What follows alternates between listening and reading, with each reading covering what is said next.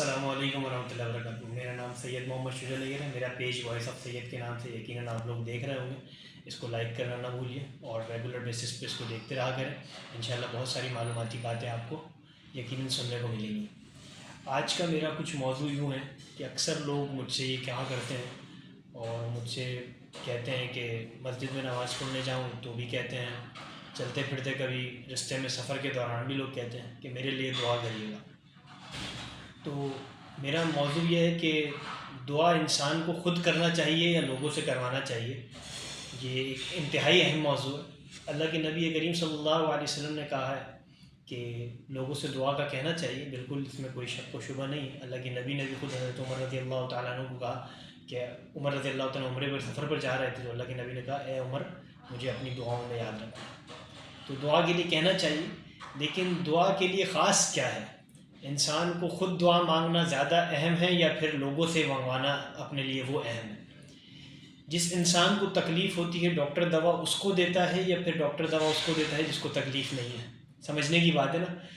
تو جس کو تکلیف ہونا وہ انسان اللہ تبارک و تعالیٰ سے خود رجوع پہلے کرے، پھر دوبارہ دوسری طرف جو ہے متوجہ ہو، نہ کہ پہلے لوگوں سے کہنا شروع کر دے کہ میرے لیے آپ دعا کریں اور پھر بعد میں خود دعا کریں، تو اس کا اثر نہیں ہوگا ویسا۔ تو اکثر لوگ مجھ سے کہا کرتے ہیں، ہماری مسجد میں ایک دفعہ ابراہیم بھائی ہیں، یعنی میں جس جگہ ابھی نئی جگہ رہائش ہے میری، تو وہاں پر ابراہیم بھائی ہیں پڑوس میں میرے بیٹھے ہوئے تھے۔ ایک دن جمعے کی نماز میں انہوں نے مجھ سے کہا کہ میرے لیے دعا کریے گا۔ تو میں نے کہا ضرور میں دعا کروں گا آپ کے لیے، لیکن آپ پہلے خود دعا کریں۔ اور عرض یہ کرنا تھا کہ دعا قبول کیسے ہوتی ہے، دعا کے قبول کے طریقہ کار کیا ہیں، یہ بہت اہم ہے۔ دعا کرنے کے لیے سب سے اول طریقہ جو بتایا میں نے اپنے بڑوں سے، بزرگوں سے، علماء کرام سے جو سنا، وہ طریقہ کچھ یوں ہے کہ سب سے پہلے اللہ کی حمد و ثنا بیان ہو۔ حمد و ثنا میں سب سے افضل جو بتایا، مولانا اشرف علی تھانوی رحمۃ اللہ نے اپنی کتاب میں بھی لکھا، هو اللہ الذی لا الہ الا هو عالم الغیب والشہادۃ هو الرحمن الرحیم، هو اللہ الذی لا الہ الا هو الملک القدوس السلام المؤمن المہیمن العزیز الجبار المتکبر سبحان اللہ عما یشرکون، هو اللہ الخالق البارع المصور له الاسماء الحسنى یسبح له ما فی السماوات والارض وهو العزیز الحکیم۔ ان الفاظ کو کہنا، پھر اللہ تبارک و تعالیٰ کی بڑائی بیان کرنا، یعنی اللہ تبارک و تعالیٰ کو یہ کہنا کہ اللہ آپ ہی سب کچھ ہیں، آپ ہی سے سب کچھ ہے، آپ ہی کا سب کچھ ہے، اے اللہ میں کچھ نہیں، میرا کچھ نہیں، مجھ سے کچھ نہیں۔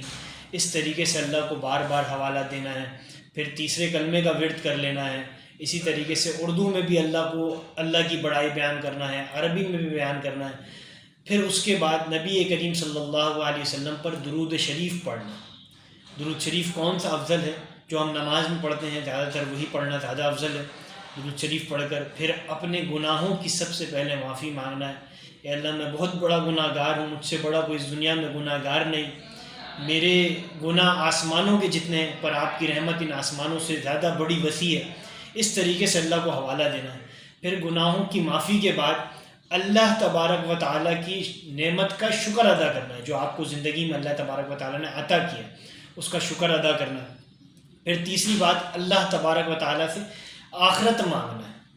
آخرت مانگنا ہے، اللہ آپ آخرت میں مجھے اعلیٰ سے اعلیٰ مقام عطا فرمائیے، آخرت میری اچھی فرما دیجیے، آخرت میں مجھے نبی کریم صلی اللہ علیہ وسلم کے ہاتھوں سے آب کوثر کا پانی نصیب فرمائیے۔ پھر اس کے بعد دنیا مانگنا ہے۔ اب دنیا مانگنے کے طریقہ کار بھی ہیں کہ دنیا اس طریقے سے مانگنا ہے، اللہ میں اس دنیا کا حقدار تو نہیں، دنیا تو مومن کے لیے قید خانہ اور کافر کے لیے جنت ہے، لیکن اے اللہ جو میرے حق میں بہتر ہے وہ عطا فرما دیجیے۔ اس طریقے سے حوالے دینے ہیں اللہ کو۔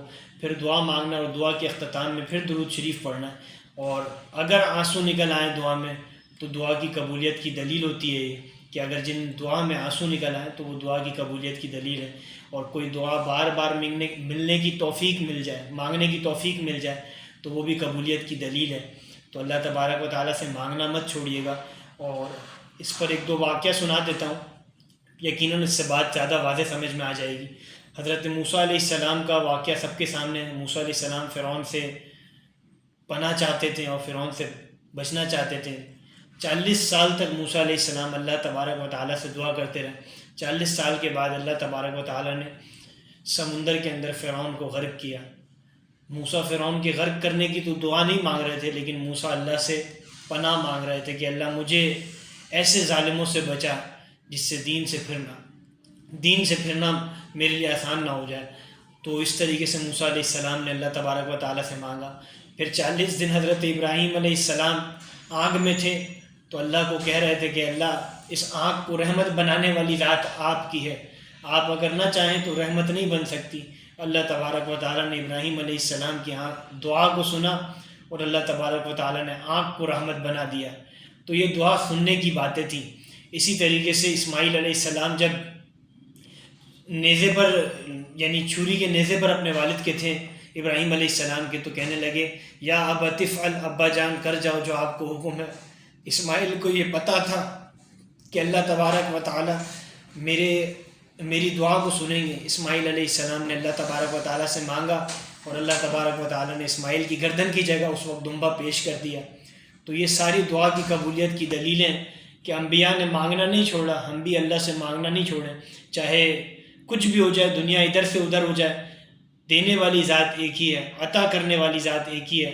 جب تک ہم مانگتے رہیں گے اللہ عطا کرتا رہے گا، جب ہم مانگنا چھوڑ دیں گے تو اللہ کی رسی ہم سے چھوٹ جائے گی، اور جب اللہ کی رسی چھوٹ جائے گی تو پھر سارا کام بگڑ جائے گا بنا ہوا۔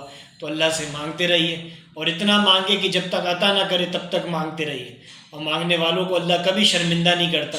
یہ دنیا والے ہیں، ذرا سا مانگ لو تو پھر دنیا والے کہتے ہیں کہ دیکھو یار کیسا بھکاری ہے، بار بار ایک ہی در پر آ جاتا ہے۔ اللہ تبارک و تعالیٰ کبھی کوئی تانا نہیں دیتا، اللہ تبارک و تعالیٰ کبھی کرٹیسائز نہیں کرتا، اللہ تبارک و تعالیٰ کبھی لوگوں کو یہ نہیں سناتا تو نے تو اتنے گناہ کیے ہیں میں تیری دعا قبول کروں گا، کبھی اللہ تعالیٰ ایسے نہیں کہتا۔ اللہ تعالیٰ تو بہت رحمان ہے، وہ جتنا گناہ کر کے چلے جاؤ وہ کہتا ہے کہ ایک آنسو میرے در پر بہا دو، میں سارے گناہوں کو معاف کر دوں گا۔ تو اللہ تبارک و تعالیٰ تو بڑے مہربان ہیں۔ ہمیں تھوڑی سی اپنی سستی اور کاہلی کو ختم کر کے اللہ تبارک و تعالیٰ سے مانگنا ہوگا، مانگنے میں کسی قسم کی کمی اور کوتاہی نہ کرے، اللہ ضرور عطا کرے گا۔ یقیناً آپ کو یہ ویڈیو اچھی لگے گی، اگر اچھی لگے تو اس کو لائک بھی کریں، شیئر بھی کریں اور آگے لوگوں تک پہنچائیں۔ وائس آف سید پیج کو بھی لائک کریے گا۔ میرا نام سید محمد شجاع نیّر، انشاءاللہ پھر ملاقات ہوگی۔ السلام علیکم ورحمۃ اللہ وبرکاتہ۔